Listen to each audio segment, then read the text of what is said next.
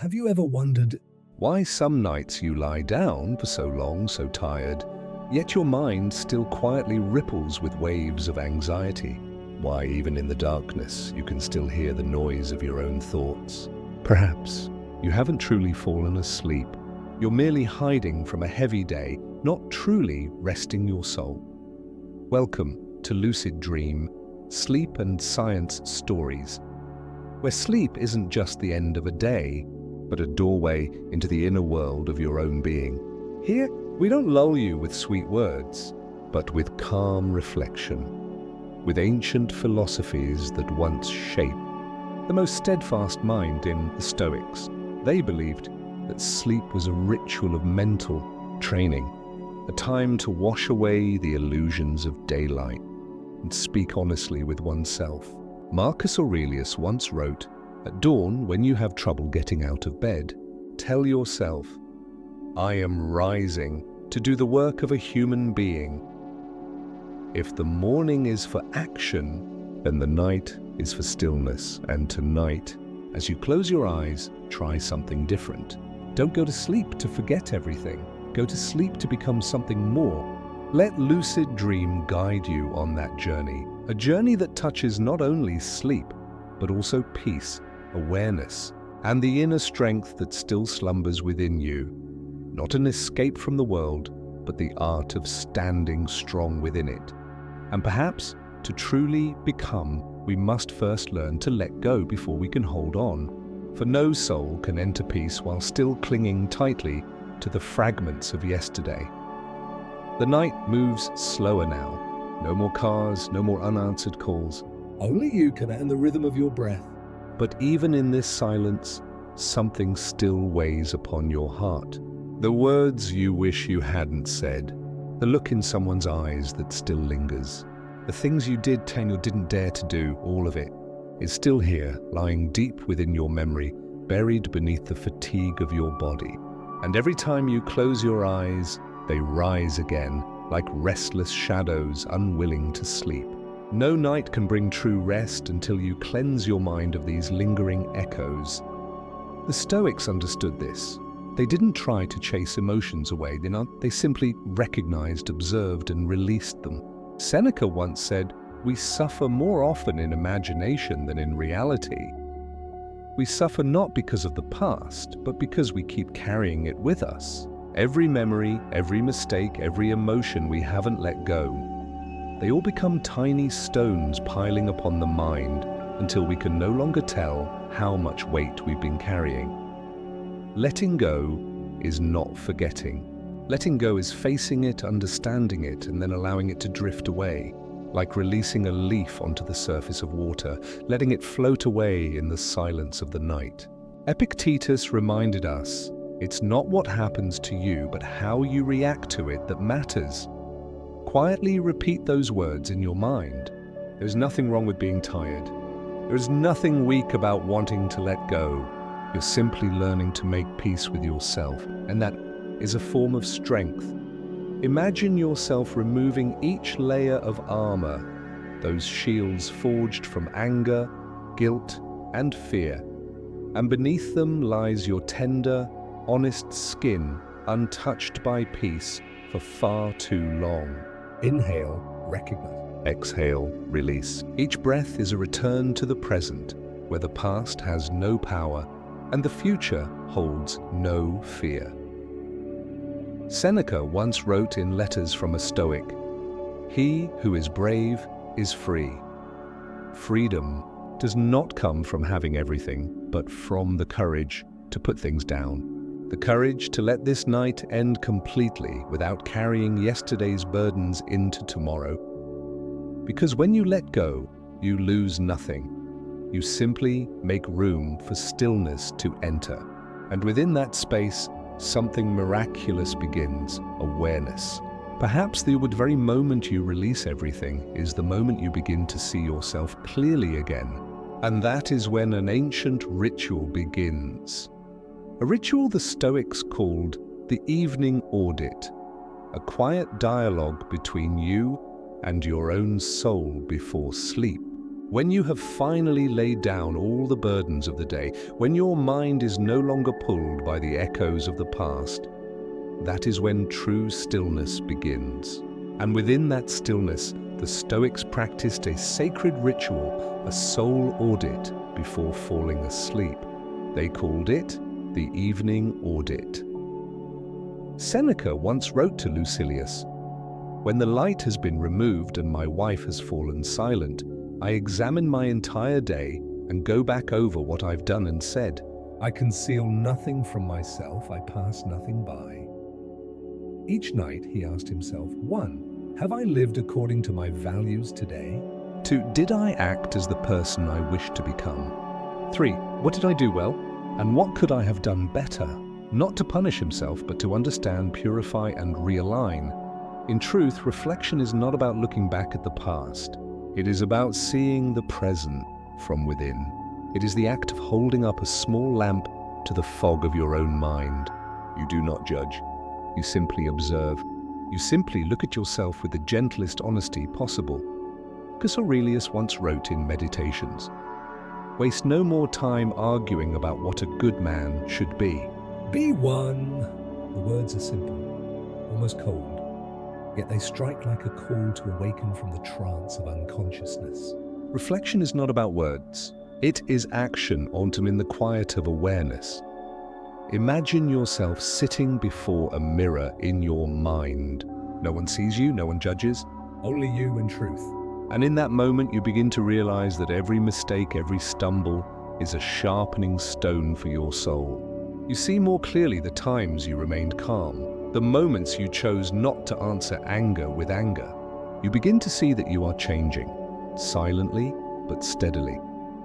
Reflection is the courage of the awakened, for not everyone dares to look within when night falls.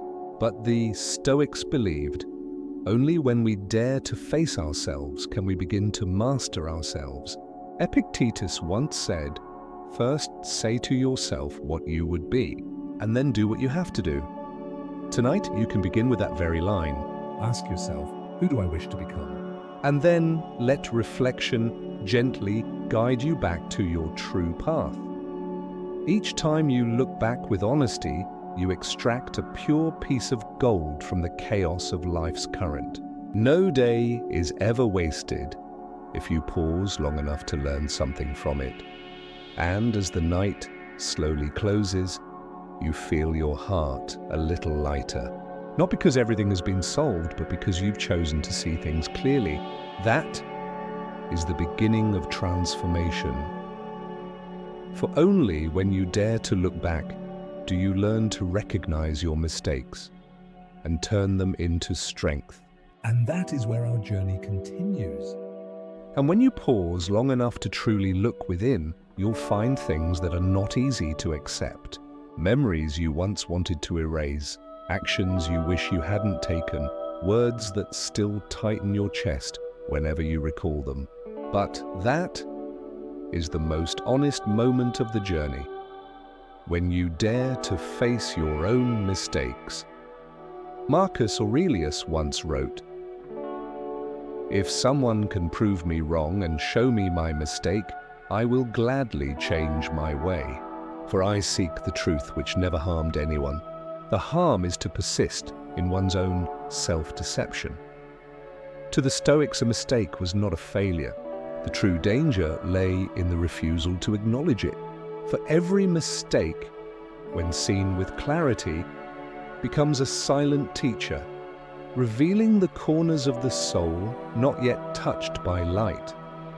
When you avoid your mistakes, they follow you. When you deny them, they grow heavier. But when you face them with honesty, they begin to dissolve like mist under morning sunlight. That is the power of recognition. It needs no excuse, only courage. Seneca once said, "To err is human, but to persist in error is diabolical." None of us are perfect. The Stoics knew this better than anyone. But they chose a different path. They did not run from their mistakes. They transformed them. They turned guilt, growth, regret, reflection, and shame Strength. Imagine holding a shard of broken glass in your hand. If you grip it tightly, it cuts you. But if you turn it gently toward the light, you'll see it still reflects a part of your face. An imperfect part, but real, alive, and learning to become better. Owning your mistakes is not lowering yourself. It is reclaiming your maturity of spirit. Epictetus once taught, "It's not what happens to you, but how you react to it that matters. You can choose to blame yourself or to learn. You can choose to hide or to face it. And when you choose to understand rather than despise yourself, you are doing what few people have the courage to do. You are transforming. No one is defined by their mistakes. They are simply milestones on the path toward wisdom. It is the way you stand up, breathe deeply, and move forward that defines who you truly are." Marcus Aurelius reminded himself each night, "The impediment to action advances action. What stands in the way becomes the way." Mistakes do not block your path. They are the path. Without stumbling, you would never learn balanced. Without the darkness, you would never truly know the value of light. Forgive yourself, not because you deserve forgiveness, but because you deserve peace. And as your mind settles, you'll sense something miraculous unfolding. From within your mistakes, the quiet strength of victory begins to bloom. And then, after all the stumbles, after seeing yourself with true clarity, you begin to realize not every victory needs to be loud, not every strength needs to be seen. The world out there glorifies noise, success, status, triumph. But the Stoic finds strength in silence, in the small, simple moments when no one is watching, yet your soul is quietly growing. Marcus Aurelius once wrote, "Waste no more time arguing about what a good man should be. Be one. True strength does not lie in speaking of it, but in living it, quietly, steadfastly, day by day."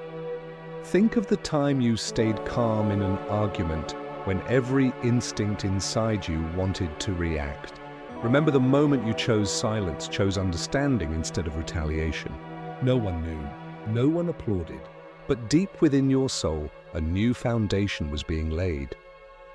Seneca once wrote, "No man is more unhappy than he who never faces adversity, for he is not permitted to prove himself." Without hardship, we cannot know how strong we truly are. Without challenge, we cannot forge a steady mind. Inner strength is not born in comfort, but is sharpened in the quiet endurance of patience. Perhaps today, you didn't conquer the world, but you conquered your own anger. You chose forgiveness over resentment.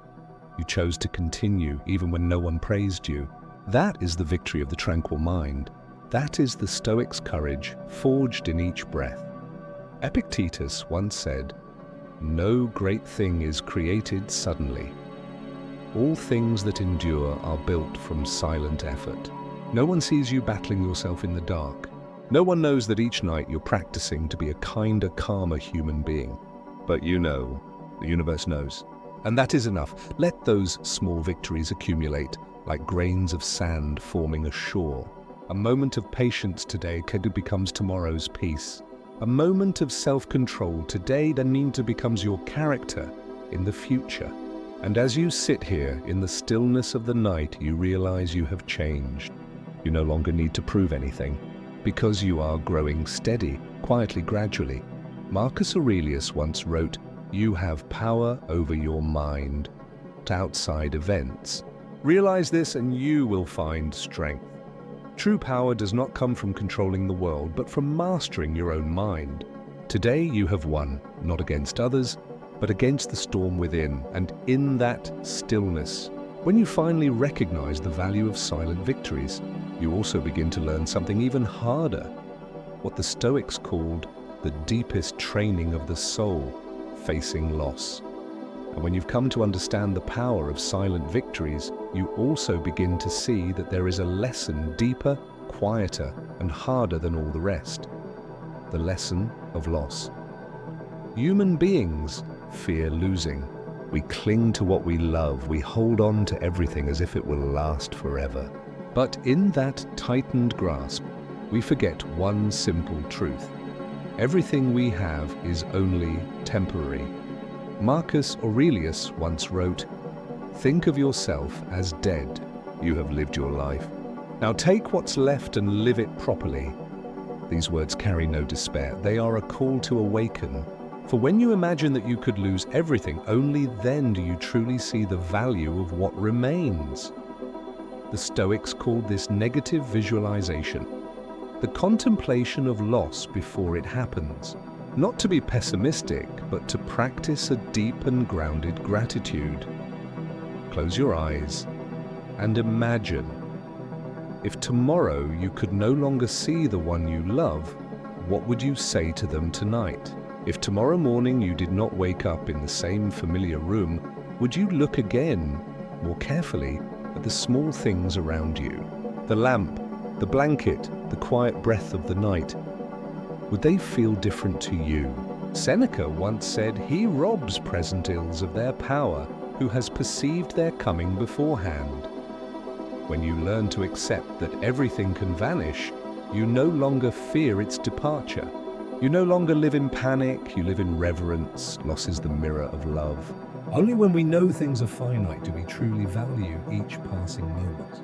A Stoic is not indifferent to life. They love it consciously, without possession, without grasping, only gratitude for existing together in this moment.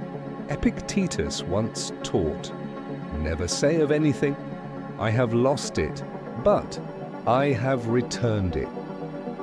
You have not lost a loved one. You have returned them to nature. You have not lost your possessions. You have returned them to where they came from. For from the very beginning, you never truly owned anything, except the way you choose to respond to life. Look back on your day. How many things you once feared losing turned out not to matter that much? And how many simple moments you once overlooked have now become the ones you long to relive? Loss, strangely enough, is the greatest teacher of gratitude. When you accept that everything can disappear, you do not despair, you awaken. You begin to see the world more clearly, more deeply, and more gently. Marcus Aurelius wrote in Meditations, "Loss is nothing else but change, and change is nature's delight."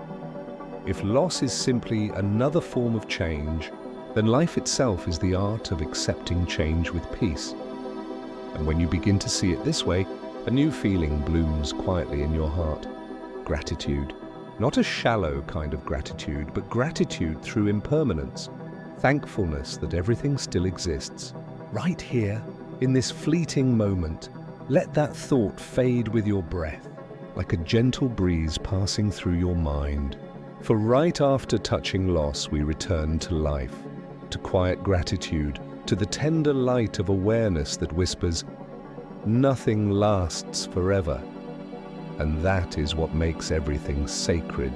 And when you have dared to look straight into loss, when fear dissolves like dew at dawn, something strange begins to bloom in your heart. Gratitude.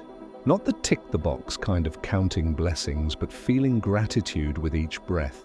A quiet, unostentatious gratitude, born from the realization that everything is fragile and therefore precious.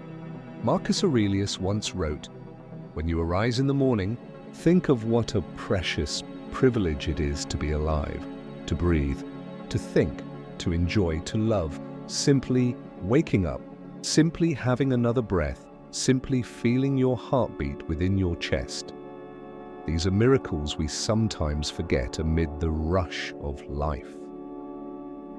The Stoics' gratitude is not blind optimism, but clear-sightedness amid impermanence. They know each breath might be the last, so they live fully each remaining breath. They know no one controls the future, so they cherish the present moment, and as if it were both the first time and the last, Seneca reminded us, begin at once to live, and count each separate day as a separate life. If every day is a small life, then tonight is a new life beginning inside you. A short, quiet, meaningful life where you relearn how to live with the simplest gratitude. Look around you now. The blanket grows warm. Your breath drifts softly into the still air. Everything is still here. Only now you see it more clearly than ever. You realize that peace was never outside. It has always been here, waiting for you to return. When you stop searching, Epictetus taught, "He is a wise man who does not grieve for the things which he has not, but rejoices for those which he has." Let that sentence sink into your mind. You do not need more. You only need to see clearly what you already have. Sometimes it is hands still able to hold, a heart still able to feel, a chance to live one more day, and to be a little better than yesterday. Gratitude softens all the edges of life. It what makes us humble for what we receive and gentle about what we have lost. You no longer view the world with demands, but with the eyes of one who understands. Everything is a gift. Gratitude does not come from counting the good, but from awakening. From the realization that we live in a fleeting current, and therefore each tiny drop of time becomes priceless. Marcus Aurelius wrote, "Do not act as if you were going to live 10,000 years. Death hangs over you. While you live, while it is in your power, be good." This is not meant to sow fear, but to remind us that gratitude and goodness are two sides of the same thing. Only by treasuring life do we learn how to live worthily, and so the night softens. You feel lighter, gentler, not because all fears have vanished, but because your heart has opened. You no longer want to cling. You only want to be present, whole, enough, and peaceful. For after we have felt gratitude, one more confrontation awaits. One every Stoic has faced: death. Not as an ending, but as a mirror that reveals the worth of each living moment. And then, when you have learned to be grateful for what remains, you reach the deepest layer of awareness, the consciousness of death. Not to frighten, Not to sadden. but to awaken. The Stoics do not flee death. They invite it to sit beside them like an old teacher, silent, austere, yet always truthful. For only when we truly look at death do we know how precious life is. Marcus Aurelius once wrote, "You could leave life right now. Let that determine what you do, say, and think." Those words ring like a gentle bell in the night. Not a warning, but a gentle reminder. Every moment might be the last, and for that reason, every moment deserves to be fully lived. Try pausing and feeling.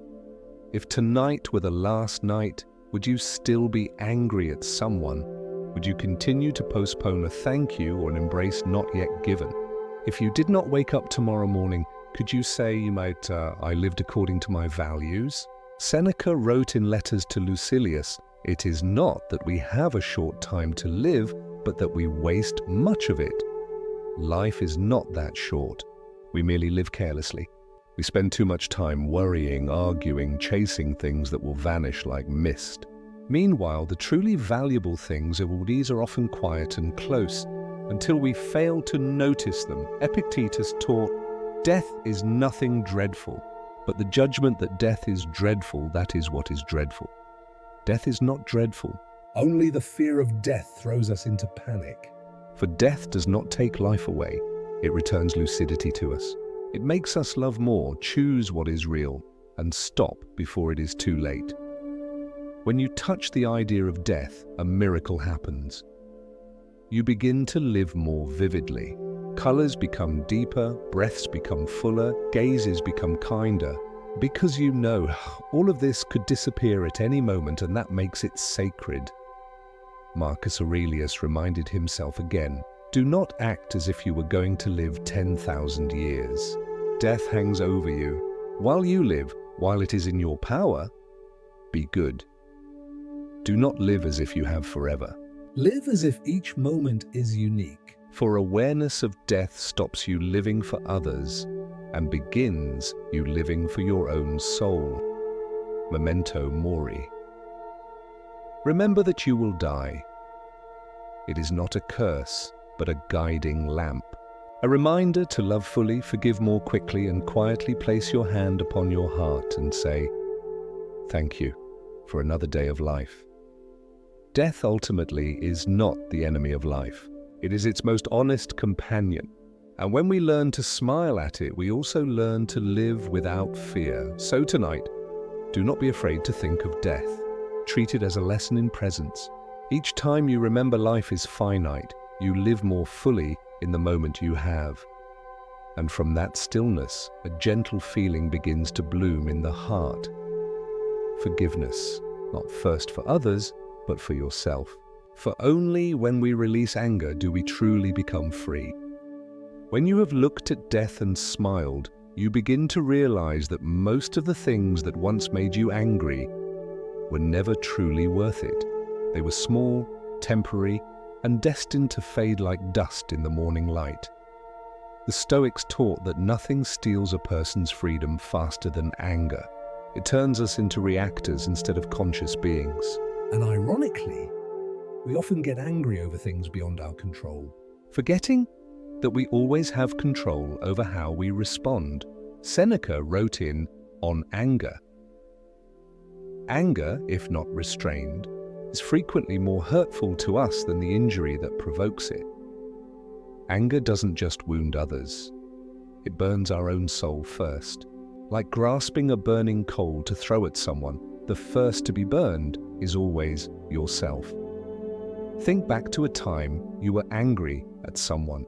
Your heart beat faster, your breath grew heavy, And your mind filled with smoke. there was no space for peace, no room for clarity. Marcus Aurelius reminded himself in Meditations, the best revenge is to be unlike him who performed the injury. The finest revenge is not to become like them, to remain pure, calm, and free from the poison of hatred. The Stoics did not suppress emotions. They understood them.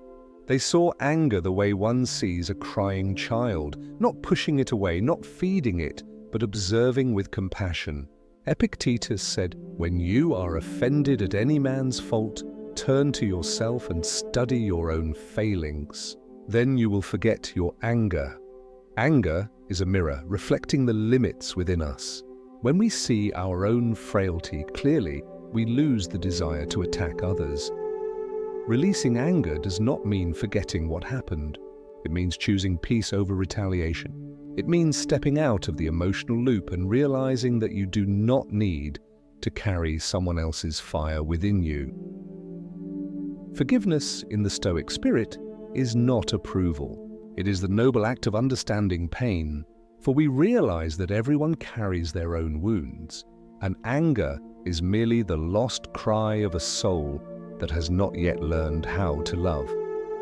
Marcus Aurelius wrote, "The anger of another person cannot harm you Unless you allow it to.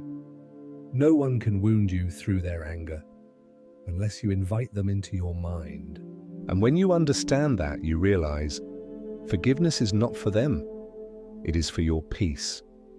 Imagine that every time you forgive, you set down a heavy stone, one by one, until your shoulders feel lighter and your heart has space enough for the winds of calm to pass through. Seneca said, "He who is calm and composed is invincible." Calmness is not weakness. It is the summit of strength. For whoever keeps peace in the storm has already won. Tonight, let go of old angers. Do not force yourself to forget. Simply put them down. Look at them, smile, and say, "I choose peace." Because after anger, there is always open space or a vast, clear sky where a new perspective emerges. From there, you begin to see the world differently.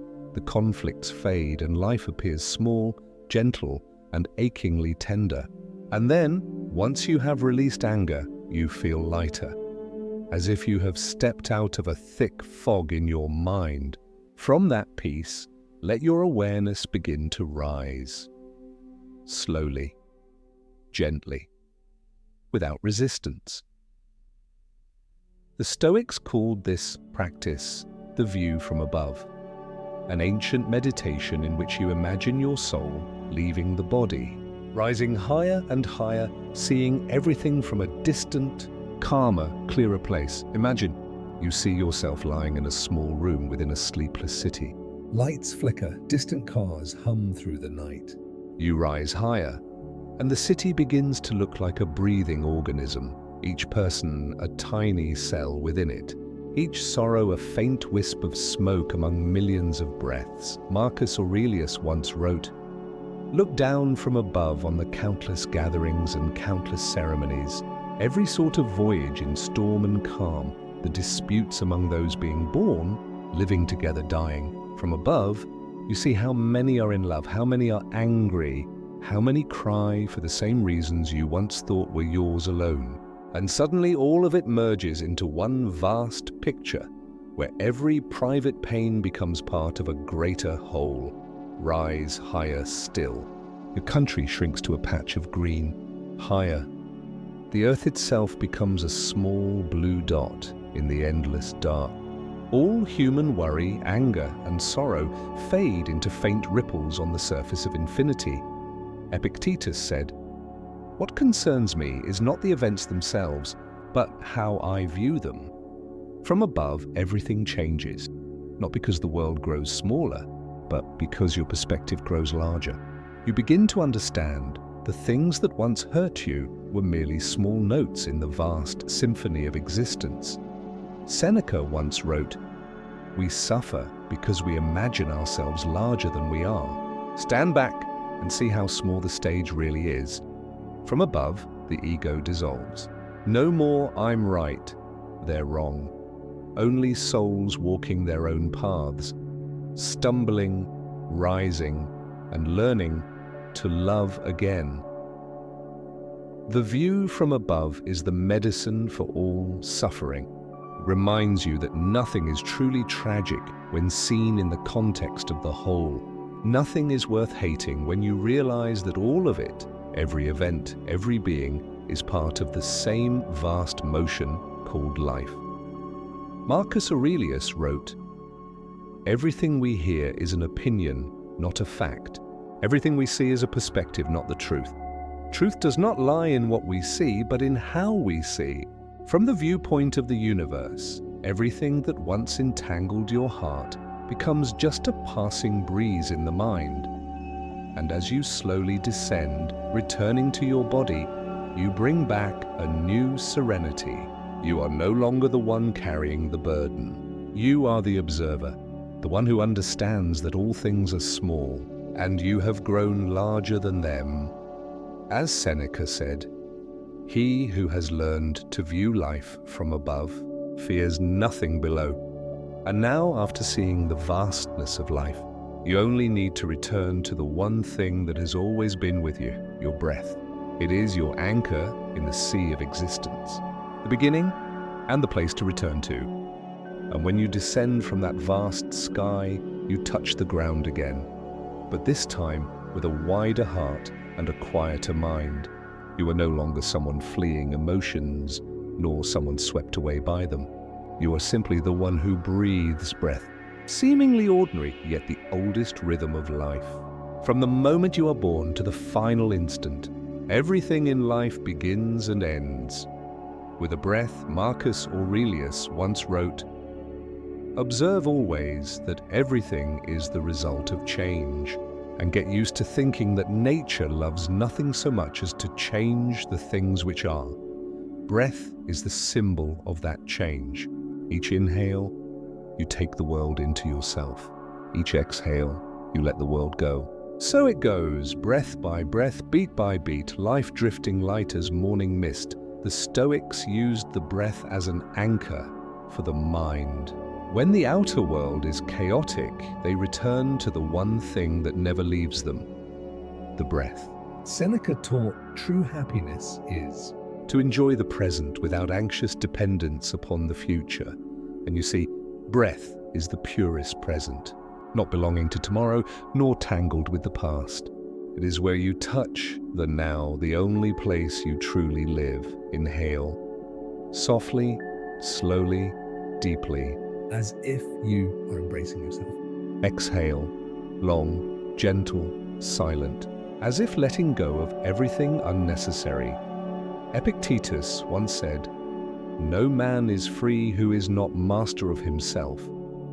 True freedom is not escape from bonds, but the ability to return to yourself whenever you choose. And the breath is the shortest road back to that place. Every time you notice your breathing, you come home. Home to the body, home to the mind, home to the living present that invites you to rest within it. No need to force meditation, no need to find peace. Just breathe, for peace is nowhere else. It sits between your two breaths. Marcus Aurelius wrote, "Nowhere can man find a quieter or more untroubled retreat than in his own soul." And you realize your soul is the quietest dwelling. No one can touch it except you. Breath carries you through every change, and it is the one thing that remains when all else gradually fades. Tonight, let the breath be the bridge between you and peace. Let each in and out be a small step, bringing you back to yourself. No effort, no reason needed. Just breathe, and as your breath blends with the night's rhythm, your mind grows light as wind. No fear, no longing, only a full, quiet presence, for everything begins with a breath and ends with a breath. Between those 2 points is life, and the way you choose to live it consciously. And when sleep approaches, you understand that the only thing left is not fame or fortune, but the dignity of the soul. And now, after passing through all layers of darkness and light, you have returned to the calmest place within yourself. No more clamor from the world, no more rational dialogues, only the silence of a soul that understands. Marcus Aurelius once wrote, "You have power over your mind, not outside events." Realize this and you will find strength. Everything you have been seeking was never out there. It lies in how you face life and how you treat your own soul. The Stoics believed that everything can be taken, fame, wealth, health. But there is one thing that cannot be seized, character. Epictetus said, "You may fetter my leg, but not even Zeus himself can overpower my free will." The world may strip you of everything, but no one can take your self-mastery, honesty, and goodness. That is the sole asset you carry through each day, through every life, through this sleep, and through the final sleep of life. Seneca once wrote, "A good character, when established, is not easily overthrown." And you understand that everything you cultivate in silence, patience, gratitude, the capacity to forgive, all come together into one thing, character. No one can build that for you. Only you, each night, each thought, each breath, forging it in the furnace of stillness. For the Stoic, sleep is not an escape from life, but an inner training of the soul. A place where you cleanse the dust of the day so that tomorrow you awaken lighter, clearer, stronger. Marcus Aurelius used to remind himself, "At every hour, give your full attention." As if each action were your last. For if each act of the day were the final one, then each night is preparation for rebirth. You don't sleep to forget. You sleep to become. As you close your eyes, let awareness slow down. Let every philosophy, every thought, every burden dissolve into the last breath of tonight. No past, no fear of the future. Only the present, calm, bright, light as dew. Believe that when you wake in the morning, the world will be the same, but you will be different. Calmer, clearer, more steadfast. For tonight, you do not merely sleep. You have learned how to look, how to let go, how to love, how to live again. You have been reborn in your own stillness, and remember, you do not sleep to forget, you sleep to become. Stoic sleep is not an ending, it is preparation for a more conscious day. A day you will step into with a pure heart and a free mind. Good night, and tomorrow morning, when light touches your eyelids, remember to smile, for you to have begun again.